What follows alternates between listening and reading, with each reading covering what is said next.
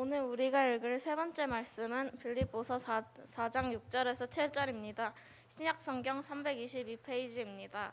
오늘 우리가 읽을 세 번째 말씀은 빌립보서 4장 6절에서 7절입니다. 신약성경 322페이지입니다. 아무것도 염려하지 말고 다만 모든 일에 기도와 간구로 너희 구할 것을 감사함으로 하나님께 아뢰라. 그리하면 모든 지각에 뛰어난 하나님의 평강이 그리스도 예수 안에서 너희 마음과 생각을 지키시리라. 아멘. 이는 거룩하신 하나님의 말씀입니다.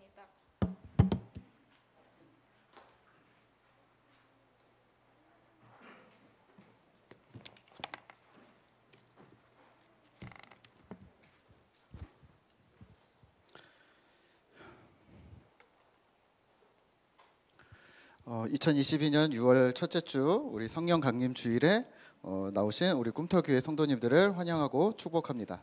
오늘도 하나님께서 우리에게 주시는 귀한 말씀으로 은혜 받는 시간 되시기를 기도합니다. 오늘 말씀의 제목은 감사함으로 아뢰라입니다. 감사함으로 아뢰라, 기도입니다. 질문 하나 드리고 시작을 할까요? 네. 여러분들은 언제 기도하세요? 네. 언제 기도하십니까? 또 어떤 내용으로 기도하시나요? 네. 그리고 또 몇 분 동안 기도하십니까? 10분 혹은 30분, 1시간? 어떤 식으로 기도하십니까? 또 하나는 기도의 습관은 그러면 어떻게 있으십니까? 오늘 우리 아이들이 기도하는 모습을 좀 담아봤는데요. 우리 오늘날의 아이들은 이렇게 기도를 합니다. 우리 한번 영상을 한번 볼까요? 네. 자. 하나님 감사합니다. 오늘 하루 일과를 잘 마치고 저녁 식사를 할 수 있게 도와주시고 옆에 계셔주셔서 감사합니다. 예수님의 이름으로 기도합니다. 아멘. 하나님, 저가 쉐이크를 잘 만들 수 있게 해주셔서 감사합니다. 예수님 이름으로 기도드립니다. 아멘. 하나님, 저건 제 콧물 약이에요. 예수님이 저건 제 콧물 약이에요. 예수님 이름으로 기도 들었습니다. 아멘. 아멘. 네, 아이고, 네. 은채는 하나님이 옆에 계셔 주셔서 감사하대요. 네. 또 우리 노엘이는 뭐라고 그랬어요? 쉐이크를 오늘 잘 만들게 쉐이크를 만들었나 봐요, 그렇죠? 아빠랑 만들었나, 엄마랑 만들었나? 그리고 또 엄마랑 또 이삭이는요. 목사님이 몇 번을 들었어요. 하나님, 저건 제 콧물약이에요. 아마 콧물약을 먹고 있는데 콧물 뚝 떨어지게 해달라는 기도인 것 같은데 콧물약을 소개해드리고 싶었나 봐요. 네. 저희 집에도 자기 전에 저희 아이들이 엄마 아빠를 위해서 기도를 하는데요. 우리 큰애가 이렇게 기도하는 거예요. 막 기도를 하고 마지막에 꼭 살아계신 예수 그리스도 이름으로 기도합니다. 이러는 거예요. 그래서 야, 저거는 예전에 있었던 교회에서 초등부 목사님이 잘 가르쳐 주셨나 보다. 그런데 이번에 기도 설교를 준비하면서 궁금해서 물어봤어요. 야, 살아계신 예수 그리스도 이름으로 이건 어디서 배웠냐? 그랬더니 한참을 생각하더니 동생한테 배웠어? 그러는 거예요. 동생? 그래서 동생을 불렀어요. 동생한테 물어봤어요. 야, 너는 살아계신 예수 그리스도라는 말을 어디서 들었냐? 그랬더니 한참을 생각하더니 예전에 있었던 교회에서 어완할 때 전도사님이 꼭 사랑합니다, 축복합니다 그러면서 살아계신 예수 그리스도 이름으로 이렇게 기도를 했다는 거예요. 그래서 그렇구나. 예. 살아계신 하나님, 살아계신 예수 그리스도가 무슨 뜻인지는 아는지 모르는지 잘 모르겠지만 어쨌건 아이들이 기도를 배우는구나. 옆에 있는 사람 혹은 가까이 있는 사람한테서 기도를 배운다라는 생각을 좀 많이 했습니다. 여러분들은 기도를 어디서 배우셨습니까? 그리고 또 어떻게 배우셨습니까? 아주 세게 기도하시는 분한테는 세게 배웠네요. 우리 아이들이. 또 우리 아이들처럼, 우리 꼬마 아이들처럼 엄마가 부드럽게 기도하는 데는 부드럽게 기도를 배우고 있어요. 그렇다면 기도는 무엇일까요? 우리의 혹시 어려운 일들을 구하는 것이 기도일까요? 평소에 좀 기도를 쌓아놔야 이만큼 쌓아놔야 나중에 문제가 생기지 않는 걸까요? 돈이나 체력같이 목돈이 필요하기 전에 모아두어야 된다거나 혹은 축구하기 전에 체력을 길러놔야 축구나 등산을 할 수 있는 것처럼 기도도 이렇게 좀 쌓아놔야 미리미리 쌓아놔야 되는 걸까요? 또는 기도는 축복을 빌어주는 걸까요? 예전에 제가 군대에 있을 때 우리 고참이 맨날 불러서 한동안은 한참 기도를 시켰습니다. 기도 좀 해. 교회 다니세요? 교회 다녀. 그럼 직접 하세요. 나 기도할 줄 몰라. 네가 기도 좀 해줘. 그럼 뭐라고 기도할까요? 그 있잖아 축복하는 거 그거. 예. 그래서 뭐 군생활 잘하고 행복하고 뭐 하나님을 알아가요. 뭐 이런 식으로 기도를 해드렸는데요. 몇 번 한두 달 부르더니 매일같이 부르더니 그다음부터 안 부르더라고요. 왜냐하면 기도 내용이 똑같으니까. 배웠거나 아니면 저런 거 별거야 다른 사람 시켜야겠다 이랬는지 모르겠어요. 네. 우리는요 보통 기도를 통해서 하나님의 응답을 끌어낸다고 생각을 합니다. 내가 기도를 이렇게 하면 하나님이 잘 들어주셔. 예를 들면 이런 거죠. 하나님 자전거 사주세요. 아멘. 이러면 안 돼. 하나님 자전거 사주세요. 살아계신 예수 그리스도의 이름으로 기도합니다. 아멘. 이래야 들어주셔. 혹시 이런 걸까요? 혹은 헌금을 좀 같이 내면 하나님이 더 잘 들어주셔. 그러면 하나님이 내 소원을 들어주실 거야 라고 생각하신다면 그거는 이방인이 드리는 기도입니다. 내 기도를 통해서 하나님이 움직인다? 그렇게 생각하고 계셨다면 그거는 기독교는 아닙니다. 죄송합니다. 하늘 보좌를 움직이는 기도, 이런 이야기들 많이 들어보셨을 거예요.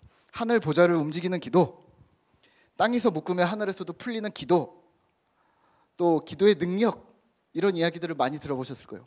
5만 번 응답받는 누구누구의 기도, 저도 좋아하는 내용이긴 하지만 엄밀히 말하면 성경적인 기도는 아닙니다.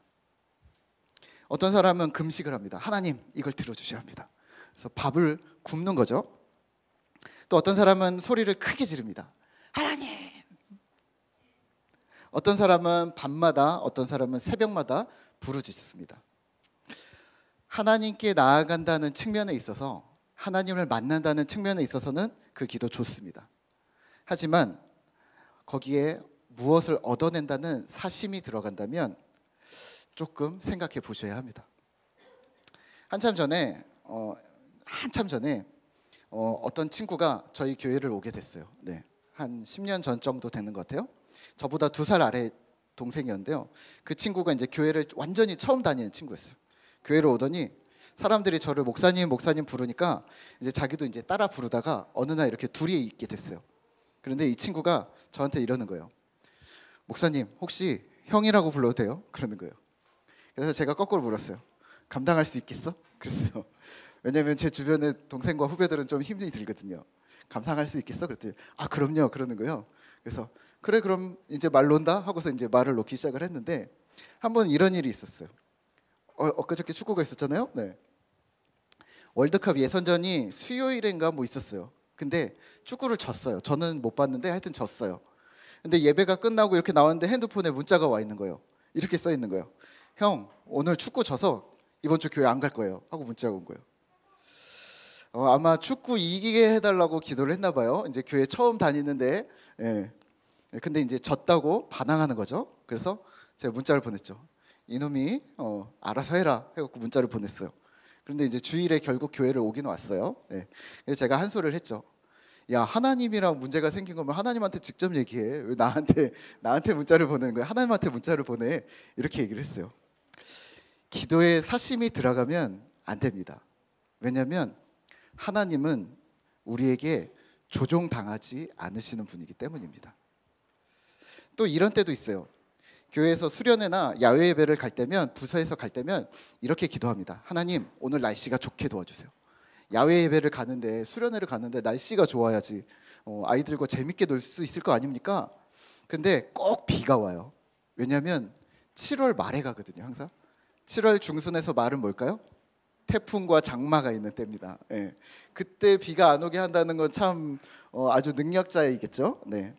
근데 비가 오면 이제 집사님들이 우스갯소리로 이럽니다. 꼭 목사님 기도를 안 하셨나 봐요. 이번에는 작년에는 안 왔는데 올해는 왜 비가 오죠? 막 이러세요. 그러면 저는 이렇게 얘기를 합니다. 집사님이 서브로 기도를 받쳐주셨어야 이렇게 딱 맞아 떨어져서 비가 안 오고 해가 뜨죠 라고 이야기를 하거든요. 네. 집사님이랑 손발이 안 맞네요 막 이렇게 우스갯소리를 했었습니다. 기도가 무슨 어려움을 막아내는 공동전선을 펴서 나쁜 일을 막아내고 좋은 일만 생기게 하는 그런 주문과 같은 걸까요? 그건 부족이죠. 예. 제가 아주 오래전에 있었던 교회에는 부부 목사가 7명이 있었습니다. 또 어느 날 목사님이 수련회를 갔는데 7명의 목사 나오라고 하는 거예요. 7명이 이렇게 동그랗게 성도들이 이렇게 쓰면 동그랗게 이렇게 동그랗게 서라는 거예요. 그리고 모두 팔을 벌려서 방어진을 치라는 거예요. 기도의 방어진. 이런 게 우리가 가능한 걸까요? 마치 어벤져스나 우리가 영화에서 어떤 보호막, 스파이더맨이나 이런 것들을 보면서 보호막이 필요할 때 보호막을 치는데 그 보호막이 우리의 기도라고 생각을 하시는 걸까요? 또는 이렇게 얘기합니다. 청년들한테는 이렇게 얘기합니다. 배우자를 위해서 기도해야 돼. 안 그러면 못생긴 시원치 않은 그런 배우자 만난다? 축복인가요? 저주인가요? 저희가 어렸을 때 뭐 안 치우면 어머니께서 항상 그러셨거든요. 그렇게 게으름 피우면 밥을 제대로 안 해주는 아내 만난다? 뭐 이런 이야기를 많이 했었어요. 그런 게 어딨어. 그랬는데 오늘 우리가 하는 기도에 대한 이야기들도 기도하라는 말이긴 한데 기도하라는 말을 왜 그렇게 조금 어렵게 하는 걸까요? 또 부모님한테 이렇게 얘기합니다. 교회에서는 자녀들을 위해서 기도해야 합니다. 혹은 부모님을 위해서 기도해야 합니다. 그렇지 않으면 큰일 납니다. 또 이렇게 얘기합니다. 나라와 민족을 위해서 기도해야 합니다. 나라가 위기에 처하지 않도록 미리미리 기도해 둬야 됩니다. 이게 축복일까요? 저주일까요? 사실은 축복과 저주를 넘어서서 포비아입니다. 두려움입니다. 두려움은 기도의 시작점이 되어서는 안 됩니다. 기도는 하나님을 움직이는 게 아닙니다. 또 기도는 불운을 막는 액땜도 아닙니다. 기도는 하나님을 움직이는 기술이 아닙니다. 기도를 정의해 드릴게요. 기도는 사랑입니다. 따라해 봅시다. 기도는 사랑입니다. 다시 한번 기도는 사랑입니다. 한 번 더 해볼까요? 기도는 관계입니다. 기도는 관계입니다. 자, 이렇게 한번 해볼까요? 우리 옆에 있는 분들한테 이렇게 한번 얘기해 보세요. 엄마, 아빠나 옆에 있는 사람들에게 지금 갑자기 드는 생각 중에 좋은 말을 한번 해보세요. 옆에 있는 분들에게 오늘 옷이 멋지시네요. 뭐 헤어스타일 지금 한번 해보세요. 네, 옆에 분들 보면서 실제로 오늘 브로치가 예쁘네요.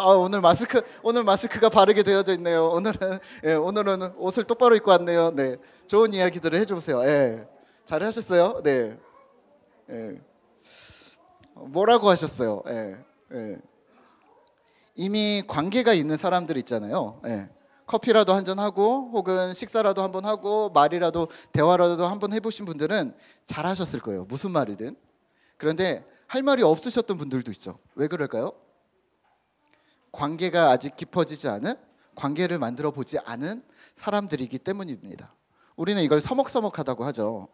무슨 말을 해야 될지 조심스럽고 또 어떻게 해야 될지 머리를 막 쓰게 되는 바로 지금 우리의 기도가 바로 이와 같습니다. 하나님께 나아가는 것은, 하나님께 드리는 기도는 관계입니다. 하나님께 드리는 기도는 사랑의 표현입니다. 하나님이 우리를 사랑하시면 하나님이 우리를 사랑하세요. 하나님이 우리를 사랑하시는데 우리가 하나님께 어떻게 반응할까? 어려운 말로 이렇게 말합니다. 인격적으로 반응한다라는 말을 사용합니다. 인격적으로 하나님 사랑에 반응하는 방법들이 여러 가지가 있는데요. 우리 지지난주에 배웠던 것처럼 예배, 하나님의 사랑을 인격적으로 반응하는 것 예배, 또 오늘처럼 기도, 또 다음 주에 볼 것처럼 하나님의 말씀에 순종하고 따르는 삶, 이런 것들이 하나님 사랑에 반응하는 건데요. 오늘 기도는 역시 하나님의 사랑에 구체적으로 반응하는 중요한 방법 중에 하나입니다. 집집마다 비슷하겠지만 저희 집의 막내가 올해부터 이제 초등학교를 들어갔습니다. 1학년을 다니기 시작하는데요. 학교를 다녀오면 엄마랑 대화를 많이 했습니다. 요즘에 조금 줄어들긴 했는데 대화를 엄청 많이 했습니다. 묻는 거죠. 예. 오늘 학교에서 무슨 일이 있었니? 예. 혹시 너를 기쁘게 하는 친구나 너를 슬프게 하는 친구가 있었니? 예. 뭐 선생님이 다른 친구들에게 칭찬하셨니? 아니면 누굴 혼을 내셨니? 이런 이야기를 묻습니다. 그러면 아이는 술술술 얘기합니다. 누가 떠들었고, 누가 혼났고, 누가 슬프게 했고, 누가 장난쳤는데 웃겼고, 누구랑 대화했고, 뭐 이런 얘기들을 막 주고 받아요. 그러면 또 이렇게 물어요. 그러면 엄마가 도와줄 일이 있니? 예. 그러면 이렇게 얘기를 하더라고요. 뭐 도와줄 거라고 생각을 했는데 이렇게 얘기하더라고요. 아니 없어. 필요하면 얘기할게. 이렇게 얘기를 하더라고요. 이게 애들이 다 컸네? 막 이런 생각을 했습니다. 아이랑 엄마랑 하는 대화를 보면서 저게 우리가 하나님과의 기도가 될 수도 있겠구나. 예. 관계예요. 예. 혹시 이러세요? 부부끼리나 부모님과 혹은 가족과 대화하실 때 항상 뭘 원하는 걸 가지고서 기도하세요? 아니잖아요. 그냥 얘기해요. 그렇죠? 예. 그리고 아이랑 엄마랑 그런 대화를 통해서 관계가 발전하는 것처럼 우리의 가족들도 우리의 가까운 사람들도 무엇을 원하는 게 아니라 이러이러한 생각들, 이러이러한 환경들에 대해서 우리가 나눔을 하는 거죠. 그러면서 관계가 더 쌓여지는 거죠. 물론 우리가 살다 보면 우리 아이들도 마찬가지고 어려움이 생길 수가 있습니다. 하지만 아이는 그렇게 엄마와 나누었던 대화와 관계를 통해서 안정감을 누립니다. 우리가 주님 안에서 안정을 누린다는 말이 바로 이와 같지 않을까요? 기도는 관계성입니다. 모든 것을 다 아시고 모든 것을 다 하실 수 있는 하나님께 우리가 다 일일이 말을 해야 되는 걸까요? 네, 말하면서 하나님께 아뢰면서 하나님과의 관계가 쌓여져 갑니다. 그게 중요한 포인트입니다. 혹시 질문 드릴게요. 혹시 말하지 않으면 하나님 모르실까요? 혹시 기도에 내가 빠뜨린 내용이 있으면 그러면 문제가 생길까요? 혹시 자녀들을 위해서 내가 기도하지 않았어. 그래서 문제가 생길 걸까요? 오늘 내가 부모님을 위해서 기도하지 않았어. 그래서 문제가 생길 수 있을까요? 내가 회사를 위해서 기도하지 않았어. 그래서 문제가 생기는 걸까요? 마치 내 기도 자체에 능력이 있어서 내가 직접 저기를 구멍을 다 막아야 된다고 우리는 생각하고 있지 않을까요? 오늘 우리가 읽은 빌립보서는 사도 바울이 이렇게 이야기를 합니다. 아무것도 염려하지 말고 기도하라고 충고합니다. 4장 6절입니다. 우리 함께 같이 4장 6절 한번 같이 읽어볼까요? 아무것도 염려하지 말고 다만 모든 일에 기도와 간구로 너희 구할 것을 감사함으로 하나님께 아뢰라. 아멘. 무엇을 하지 말라? 염려하지 말라. 예.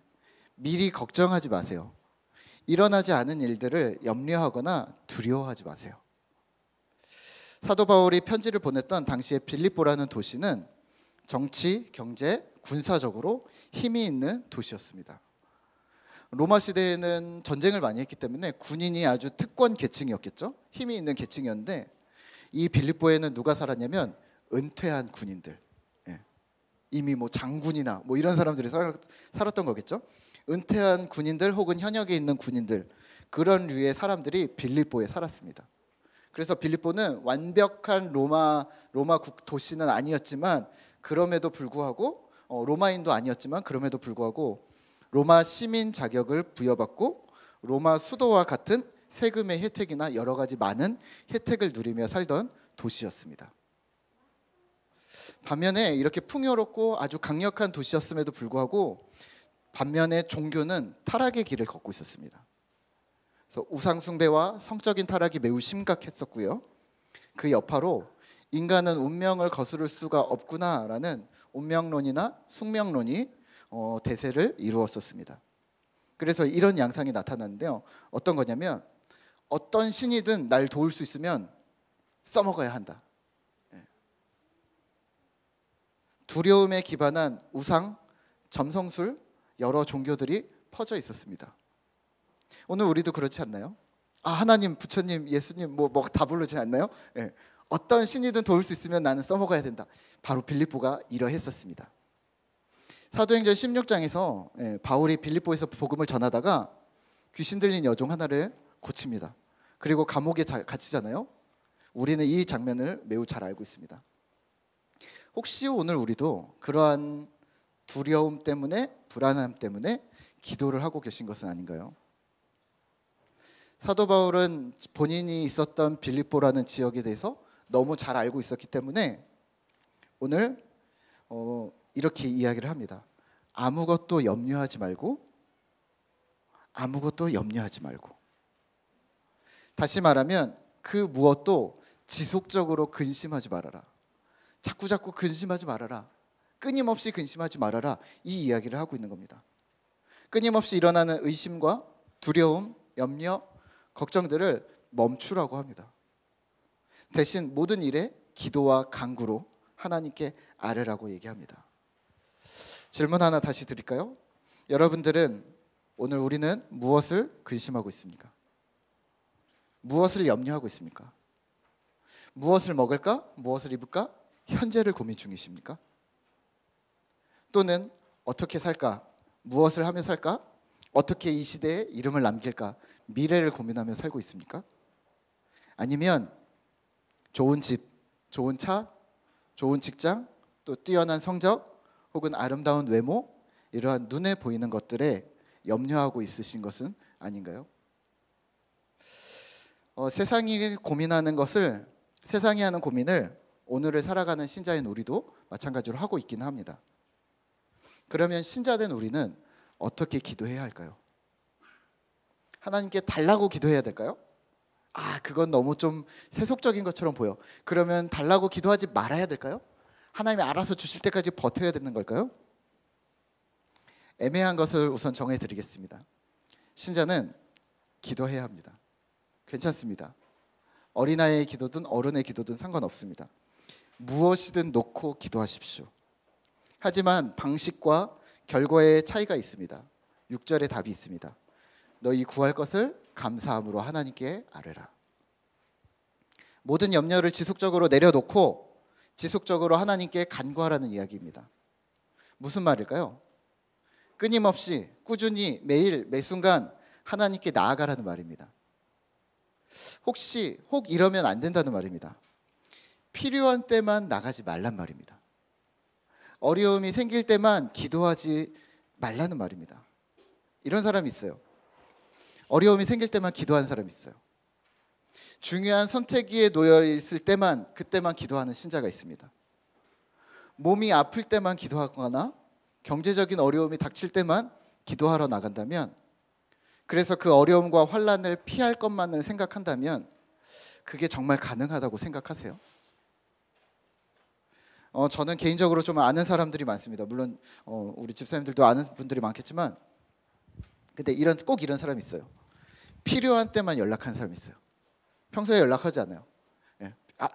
전화가 오면 이 친구 왜 전화 왔지? 궁금하지 않고 뭐가 필요하지? 라는 생각이 먼저 들어요. 그런 사람이 있어요. 평상시에 연락하지 않아요. 하지만 도움이 필요한 때만 연락을 하는 친구들이 있습니다. 한두 번이야 그럴 수 있습니다. 하지만 매번 그렇게 행동한다면 기분이 어떨까요? 여러분들은 어떻게 대응하세요? 이렇죠. 모두가 다 똑같지 않을까요? 이 사람이 나를 인격적으로 대우하지는 않는구나. 처음엔 섭섭한 마음이 조금 들어요. 처음에는. 그런데 조금만 시간이 지나면 그 사람과는 관계를 내려놓습니다. 그래, 뭐 업무로 전화 통화도 하는데 그 정도는 해줄 수 있지. 관계를 쌓을 생각 없이 그냥 일을 처리해 드리는 일만 하는 거죠.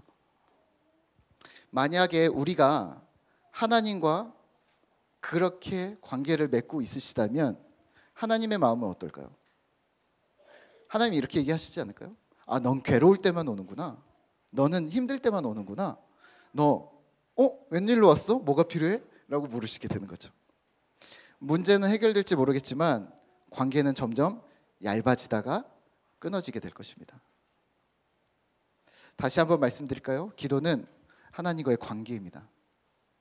문제를 해결하는 것이 기도가 아니라 엄마와 딸처럼 하나님과의 사랑의 관계를 지속해 나가는 것, 인격적인 관계를 통해 마음을 연결시키는 것이 바로 기도입니다. 기도의 당락 여부가 가부의 초점이 아니라 하나님이 얼마나 우리를 사랑하시는지 마음을 잇는 작업이 계속 필요한 것입니다. 그러면 7절입니다. 우리 7절을 같이 한번 읽어볼까요?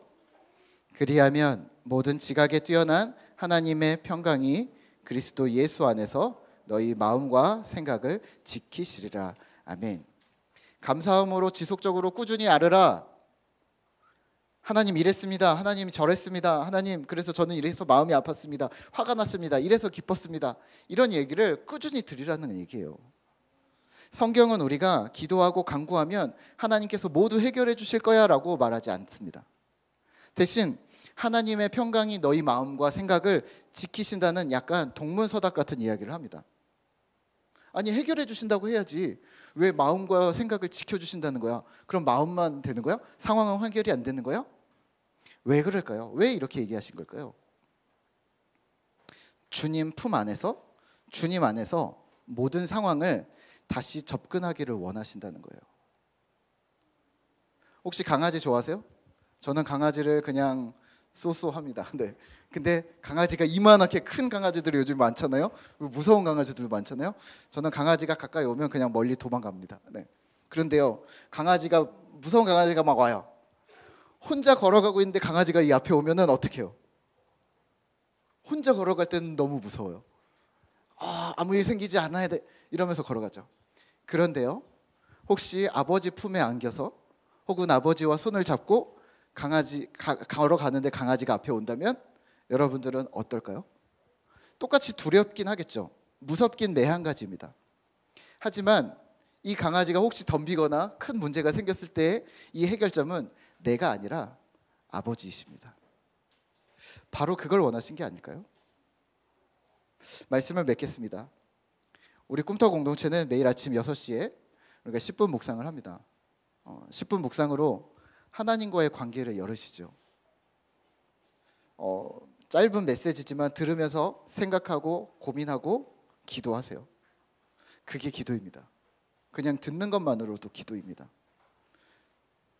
아까 아이들의 기도하는 영상 문구들을 보셨잖아요. 사실은 문구를 글로 써놓으면 별 내용이 없어요. 하나님 쉐이크를 잘 만들었어요. 콧물약 근데요, 기도예요. 네.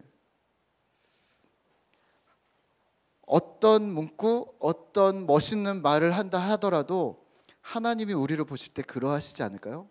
아이고 아파트가 필요했어? 아이고 차가 필요했어? 아이고 직장이 필요했어? 그냥 어유 너 예쁘구나 이렇게 보셨겠지. 그래 살아계신 예수 이런 단어를 보고 있을까요? 멋있는 척 하시지 않으셔도 됩니다. 솔직해지시면 됩니다. 마음을 아뢰시고 거칠은 단어라도 괜찮습니다. 질문을 하셔도 괜찮습니다. 그게 묵상이고 그게 기도입니다. 풍성한 삶의 첫걸음에서는 이 훈련을 지금 여자반에서는 시작을 하고 있는데요. 하루 10을 하고 있거든요. 하루에 3번에 하루 3번 10분을 하나님께 드리는 것. 그래서 하루 아침에 10분을 기도를 하고 10분 오전 중에 말씀을 한번 읽어보고 또 자기 전에 10분 동안 하루를 돌아보며 하나님께 감사를 기도를 하던가 또 우리가 하나님 앞에 이런 일이 있었다는 고백을 하는 그런 시간들을 갖습니다. 짧은 시간들이지만 자꾸 하나님께 나아가라는 말입니다. 그러면 하나님과 관계를 쌓으실 수 있습니다. 처음에는 어색하겠죠. 자꾸 잊으실 수 있죠. 하지만 믿음의 좋은 습관이 우리 몸에 배이기를 당분간 힘을 써주십시오. 알람을 맞추셔도 되고요. 기도의 문구를 한 문장으로 정리해 보셔도 되고요. 그걸 노트나 수첩에 적으시면서 그 내용들을 쌓아 나가셔도 됩니다. 여러분들의 믿음의 좋은 자산들이 될 것입니다. 우리가 내일부터는 로마서 10번 읽기를 2주 동안 할 건데요. 저희 꿈터 성도님들이 직접 수고를 해주셨어요. 녹음을 해주셨는데 많이 들으시고 눈으로 읽으시고 또 손으로 쓰시고 또 궁금한 것들은 로마서 산책도 어저께 본 것처럼 책도 한번 찾아보시고 그러면서 생각을 정리하세요. 돌아오는 한 주간 기도로 또 묵상으로 하나님과의 깊은 관계를 시작하는 우리 꿈터 성도님들 되시기를 소망합니다. 우리 함께 이 시간에는 나의 안에 거하라 우리 함께 찬양하고 기도하도록 하겠습니다.